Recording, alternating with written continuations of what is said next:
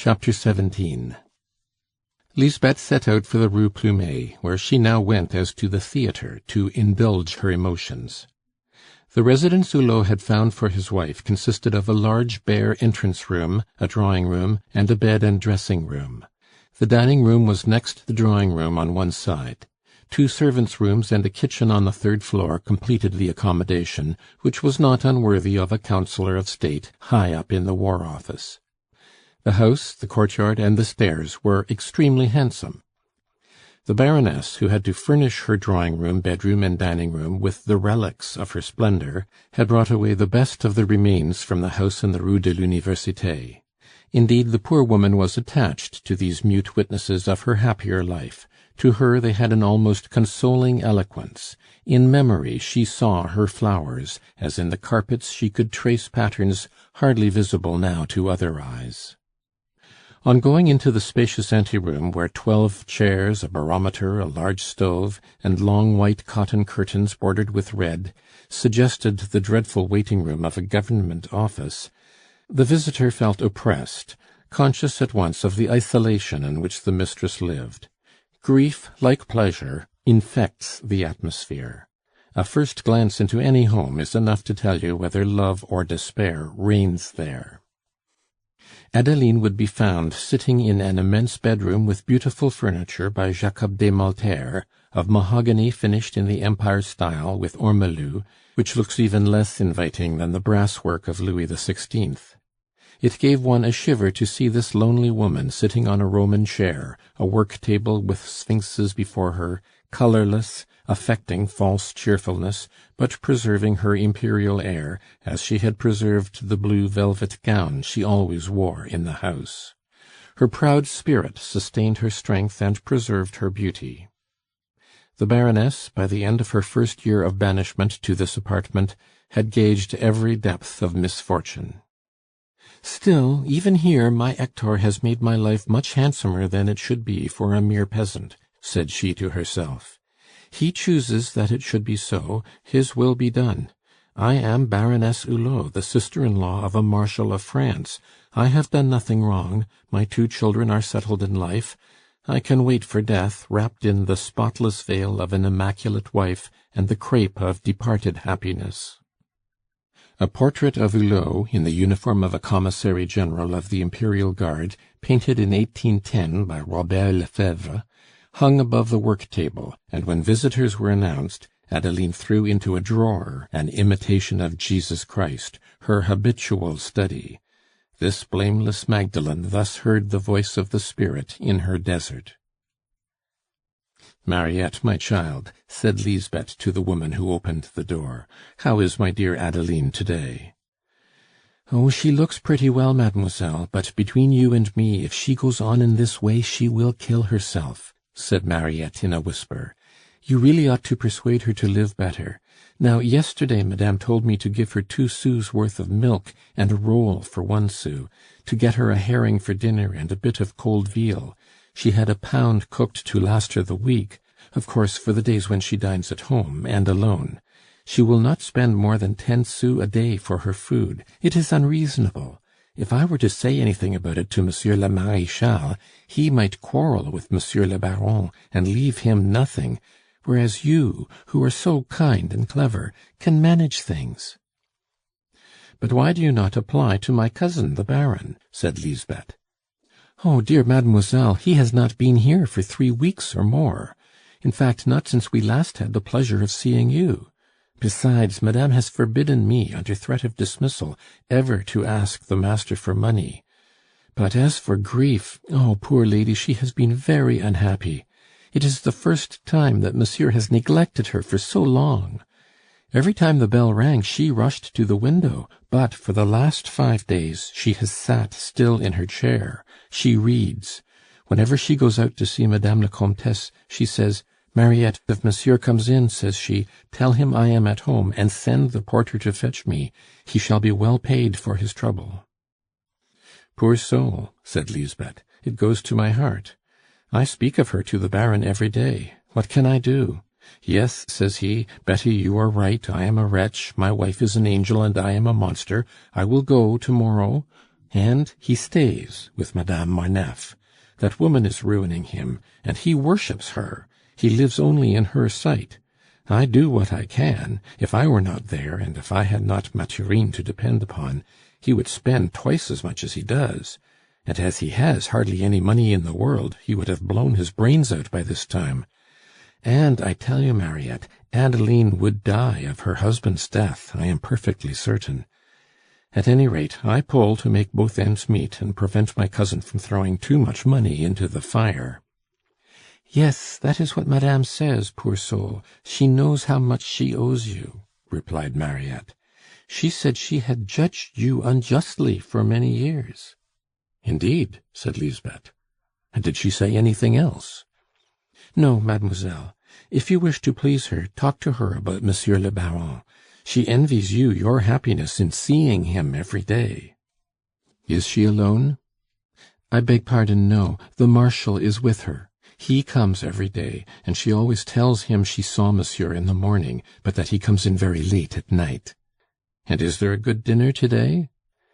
Mariette hesitated. She could not meet Lisbeth's eye. The drawing-room door opened, and Marshal Hulot rushed out in such haste that he bowed to Lisbeth without looking at her, and dropped a paper. Lisbeth picked it up and ran after him downstairs, for it was vain to hail a deaf man, but she managed not to overtake the Marshal, and as she came up again she furtively read the following lines written in pencil: "My dear brother, my husband has given me the money for my quarter's expenses, but my daughter Hortense was in such need of it that I lent her the whole sum, which was scarcely enough to set her straight. Could you lend me a few hundred francs? For I cannot ask Hector for more. If he were to blame me, I could not bear it." "My word," thought Lisbeth, "she must be in extremities to bend her pride to such a degree." Lisbeth went in. She saw tears in Adeline's eyes, and threw her arms round her neck. "Adeline, my dearest, I know all," cried Cousin Betty. "Here, the Marshal dropped this paper. He was in such a state of mind, and running like a greyhound. Has that dreadful Hector given you no money since—" "He gives it me quite regularly," replied the Baroness. "But Hortense needed it, and—" "And you had not enough to pay for dinner to-night," said Lisbeth, interrupting her. "Now I understand why Mariette looked so confused when I said something about the soup. You really are childish, Adeline. Come, take my savings." "Thank you, my kind cousin," said Adeline, wiping away a tear. "This little difficulty is only temporary, and I have provided for the future. My expenses henceforth will be no more than 2,400 francs a year, rent inclusive, and I shall have the money. Above all, Betty, not a word to Hector. Is he well?" "As strong as a Pont Neuf and as gay as a lark. He thinks of nothing but his charmer Valerie." Madame Hulot looked out at a tall silver fir in front of the window, and Lisbeth could not see her cousin's eyes to read their expression. "Did you mention that it was the day when we all dine together here?" "Yes, but, dear me, Madame Marneffe is giving a grand dinner. She hopes to get Monsieur Coquet to resign, and that is of the first importance. Now, Adeline, listen to me. You know that I am fiercely proud as to my independence. Your husband, my dear, will certainly bring you to ruin. I fancied I could be of use to you all by living near this woman, but she is a creature of unfathomable depravity, and she will make your husband promise things which will bring you all to disgrace." Adeline writhed like a person stabbed to the heart. "My dear Adeline, I am sure of what I say. I feel it is my duty to enlighten you. Well, let us think of the future. The Marshal is an old man, but he will last a long time yet. He draws good pay. When he dies, his widow would have a pension of 6,000 francs. On such an income, I would undertake to maintain you all. Use your influence over the good man to get him to marry me.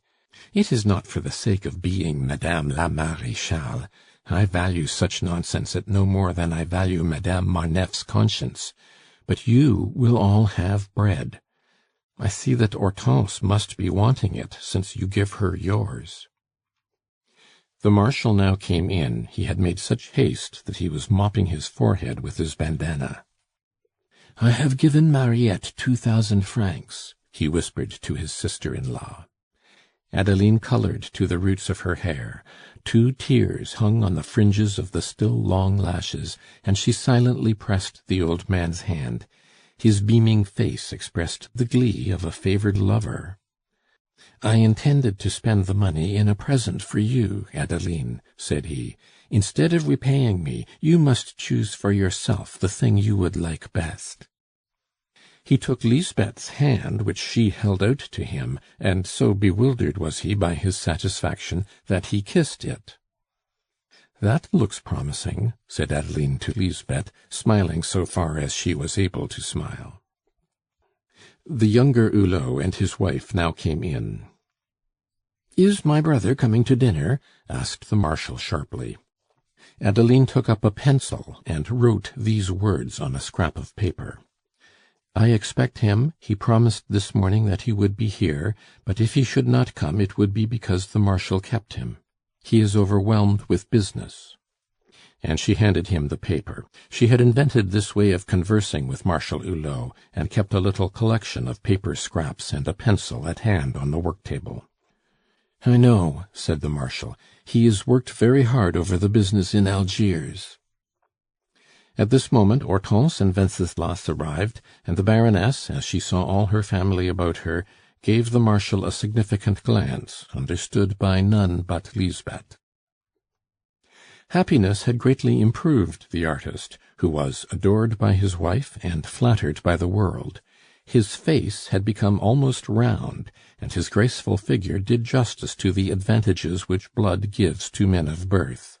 His early fame, his important position, the delusive eulogies that the world sheds on artists as lightly as we say "How d'ye do?" or discuss the weather, gave him that high sense of merit which degenerates into sheer fatuity when talent wanes.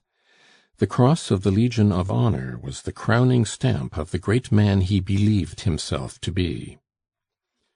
After 3 years of married life, Hortense was to her husband what a dog is to its master. She watched his every movement with a look that seemed a constant inquiry. Her eyes were always on him, like those of a miser on his treasure. Her admiring abnegation was quite pathetic. In her might be seen her mother's spirit and teaching. Her beauty, as great as ever, was poetically touched by the gentle shadow of concealed melancholy. On seeing Hortense come in, it struck Lisbeth that some long-suppressed complaint was about to break through the thin veil of reticence. Lisbeth, from the first days of the honeymoon, had been sure that this couple had too small an income for so great a passion. Hortense, as she embraced her mother, exchanged with her a few whispered phrases, heart to heart, of which the mystery was betrayed to Lisbeth by certain shakes of the head. "Adeline, like me, must work for her living," thought Cousin Betty. "She shall be made to tell me what she will do. Those pretty fingers will know at last, like mine, what it is to work because they must." At 6 o'clock the family party went in to dinner. A place was laid for Hector. "Leave it so," said the Baroness to Mariette. "Monsieur sometimes comes in late." "Oh, my father will certainly come," said Victorin to his mother. "He promised me he would when we parted at the Chamber." Lisbeth, like a spider in the middle of its net, gloated over all these countenances. Having known Victorin and Hortense from their birth, their faces were to her like panes of glass, through which she could read their young souls. Now, from certain stolen looks directed by Victorin on his mother, she saw that some disaster was hanging over Adeline, which Victorin hesitated to reveal. The famous young lawyer had some covert anxiety. His deep reverence for his mother was evident in the regret with which he gazed at her. Hortense was evidently absorbed in her own woes. For a fortnight past, as Lisbeth knew, she had been suffering the first uneasiness which want of money brings to honest souls, and to young wives on whom life has hitherto smiled, and who conceal their alarms. Also, Lisbeth had immediately guessed that her mother had given her no money. Adeline's delicacy had brought her so low as to use the fallacious excuses that necessity suggests to borrowers. Hortense's absence of mind, with her brothers and the Baroness's deep dejection, made the dinner a melancholy meal, especially with the added chill of the Marshal's utter deafness. 3 persons gave a little life to the scene: Lisbeth, Celestine, and Wenceslas. Hortense's affection had developed the artist's natural liveliness as a Pole, the somewhat swaggering vivacity and noisy high spirits that characterized these Frenchmen of the North. His frame of mind and the expression of his face showed plainly that he believed in himself, and that poor Hortense, faithful to her mother's training, kept all domestic difficulties to herself. "You must be content, at any rate," said Lisbeth to her young cousin as they rose from table, "since your mother has helped you with her money." "Mamma!" replied Hortense in astonishment. "Oh, poor mamma! It is for me that she would like to make money. You do not know, Lisbeth, but I have a horrible suspicion that she works for it in secret." They were crossing the large dark drawing-room where there were no candles, all following Mariette, who was carrying the lamp into Adeline's bedroom. At this instant Victorin just touched Lisbeth and Hortense on the arm. The 2 women, understanding the hint, left Wenceslas, Celestine, the Marshal, and the Baroness to go on together, and remained standing in a window-bay. "What is it, Victorin?" said Lisbeth. "Some disaster caused by your father, I dare wager." "Yes, alas!" replied Victorin. "A money-lender named Vauvinet has bills of my father's to the amount of 60,000 francs, and wants to prosecute. I tried to speak of the matter to my father at the Chamber, but he would not understand me. He almost avoided me. Had we better tell my mother?" "No, no," said Lisbeth. "She has too many troubles. It would be a death-blow. You must spare her. You have no idea how low she has fallen. But for your uncle, you would have found no dinner here this evening." "Dear heaven! Victorin, what wretches we are!" said Hortense to her brother. "We ought to have guessed what Lisbeth has told us. My dinner is choking me." Hortense could say no more. She covered her mouth with her handkerchief to smother a sob, and melted into tears. "I told the fellow Vauvinet to call on me to-morrow," replied Victorin. "But will he be satisfied by my guarantee on a mortgage? I doubt it. Those men insist on ready money to sweat others on usurious terms." "Let us sell out of the funds," said Lisbeth to Hortense. "What good would that do?" replied Victorin. "It would bring 15 or 16,000 francs, and we want 60,000. "Dear cousin!" cried Hortense, embracing Lisbeth with the enthusiasm of guilelessness. "No, Lisbeth, keep your little fortune," said Victorin, pressing the old maid's hand. "I shall see to-morrow what this man would be up to. With my wife's consent, I can at least hinder or postpone the prosecution, for it would really be frightful to see my father's honor impugned. What would the War Minister say? My father's salary, which he pledged for 3 years, will not be released before the month of December, so we cannot offer that as a guarantee. This Vauvinet has renewed the bills 11 times, so you may imagine what my father must pay in interest. We must close this pit." "If only Madame Marneffe would throw him over!" said Hortense bitterly. "Heaven forbid!" exclaimed Victorin. "He would take up some one else, and with her, at any rate, the worst outlay is over." What a change in children formerly so respectful, and kept so long by their mother in blind worship of their father! They knew him now for what he was. "But for me," said Lisbeth, "your father's ruin would be more complete than it is." "Come into mamma," said Hortense. "She is very sharp, and will suspect something. As our kind Lisbeth says, let us keep everything from her. Let us be cheerful." "Victorin," said Lisbeth, "you have no notion of what your father will be brought to by his passion for women. Try to secure some future resource by getting the Marshal to marry me. Say something about it this evening. I will leave early on purpose." Victorin went into the bedroom. "And you, poor little thing," said Lisbeth in an undertone to Hortense, "what can you do?" "Come to dinner with us to-morrow, and we will talk it over," answered Hortense. "I do not know which way to turn. You know how hard life is, and you will advise me." While the whole family with one consent tried to persuade the Marshal to marry, and while Lisbeth was making her way home to the Rue Vanneau, one of those incidents occurred which, in such women as Madame Marneffe, are a stimulus to vice by compelling them to exert their energy and every resource of depravity. One fact, at any rate, must however be acknowledged. Life in Paris is too full for vicious persons to do wrong instinctively and unprovoked. Vice is only a weapon of defense against aggressors. That is all. End of chapter 17.